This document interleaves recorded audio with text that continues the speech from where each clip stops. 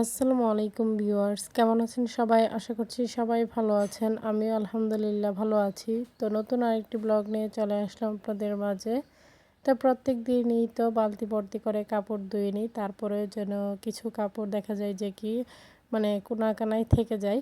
তো সেজন্যই আজ সবগুলো বের করে নিয়েছি যা যা ছিল আর কি। তো খুঁজে খুঁজে বের করে নিয়ে ধুয়ে নিয়েছি, যেহেতু আগামীকাল থেকে আবার রোজা।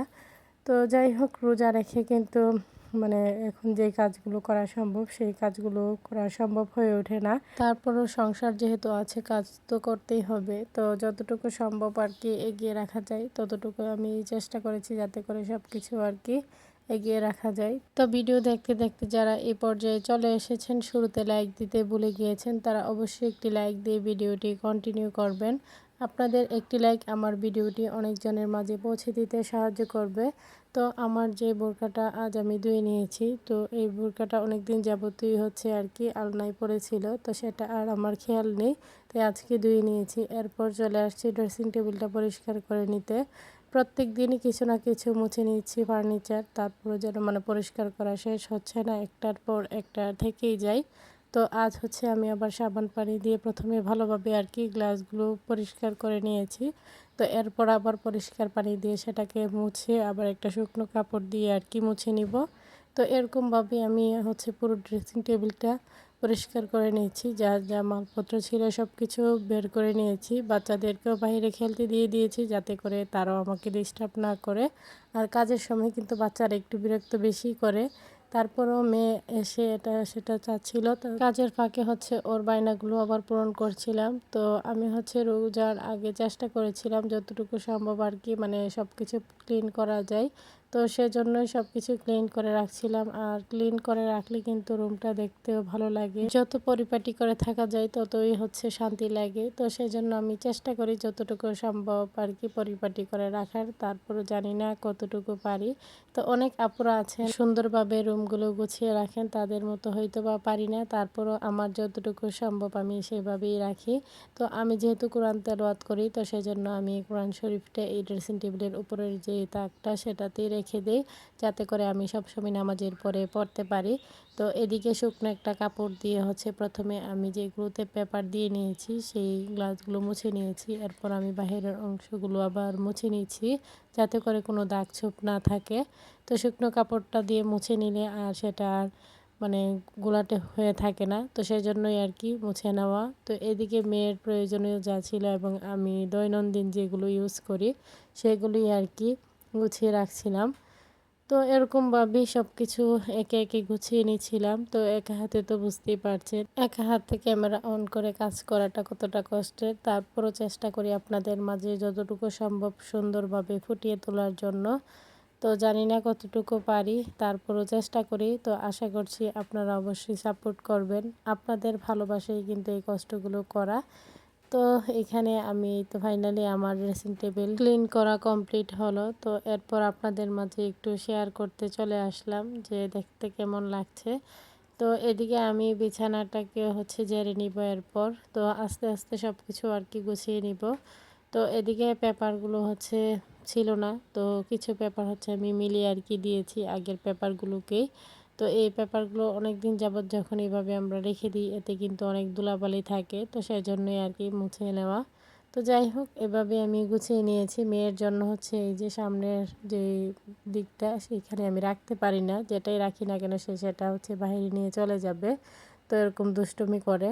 তো এদিকে দুপুরে রান্নায় হচ্ছে ফুলকপি রান্না হচ্ছে মাছ দিয়ে, সাথে জাটকা মাছ বোনা আর হচ্ছে ডিম রান্না। তো এগুলো দিয়েই হচ্ছে আমরা আজকে দুপুরের খাবারটা খেয়েছি। তো সবার কাছে আমার ছোট্ট একটি রিকোয়েস্ট, কেউ স্কিপ করবেন না, পুরো ভিডিওটি দেখে নেবেন। ভিডিওর কোনো অংশ দেখে যদি ভালো লেগে থাকে লাইক কমেন্ট শেয়ার করে দিবেন। আমার ছোট্ট চ্যানেলটিকে সাবস্ক্রাইব করে বেল আইকনটি বাজিয়ে দিবেন। যারা নতুন ভিউয়ার্সরা জয়েন হয়েছেন তাদের কাছে যদি আমার ভিডিওর কোনো অংশ দেখে একটু ভালো লেগে থাকে সাবস্ক্রাইব করে পাশে থাকবেন।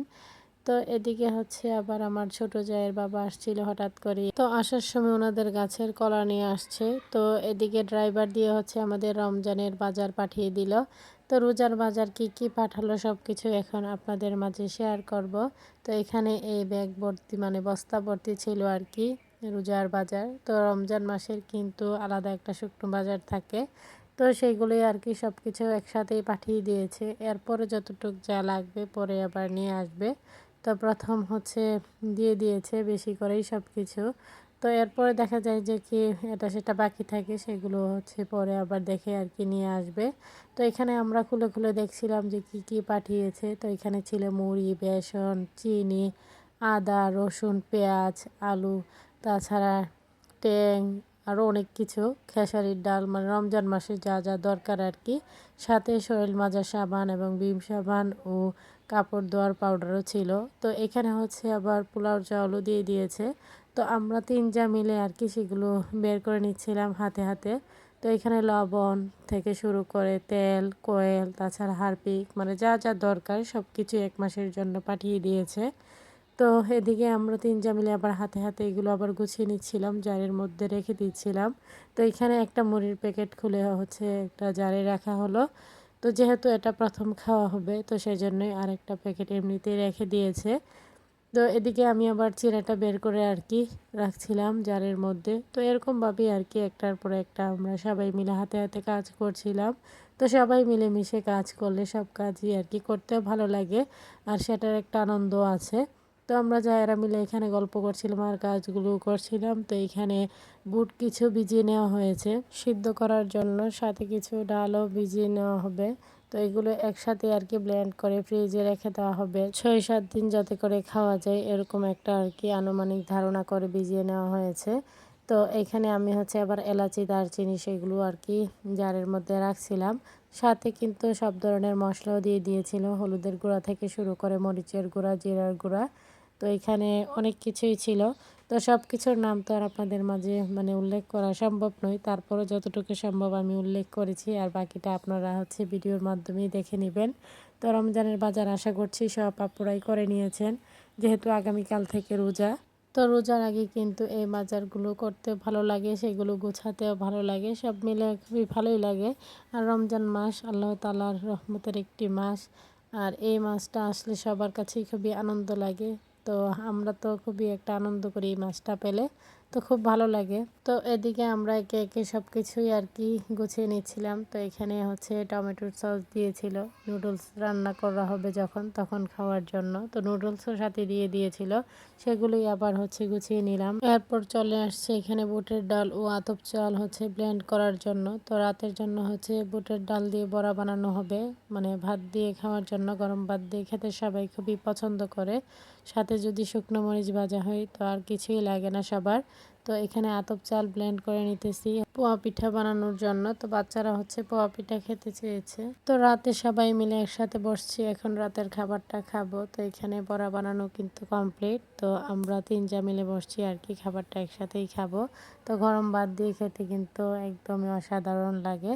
তো আজকের ভিডিও এই পর্যন্তই। সবাই ভালো থাকবেন, সুস্থ থাকবেন, আমার পরিবারের জন্য দোয়া করবেন। আশ্বিন ছাড়াকে দেখে সবাই মাশাল্লাহ বলে দিবেন। সামনে নতুন কোনো ভিডিও নিয়ে আবারও চলে আসবো আপনাদের মাঝে। সেই পর্যন্ত সবাই সাথেই থাকবেন, ফুল সাপোর্ট দিয়ে যাবেন। আশা করছি সবাই আমার ভিডিও শেষ পর্যন্ত সাথেই থাকবেন। তো আগামী ভিডিওর অপেক্ষায় থাকেন সবাই। তো আল্লাহ হাফেজ।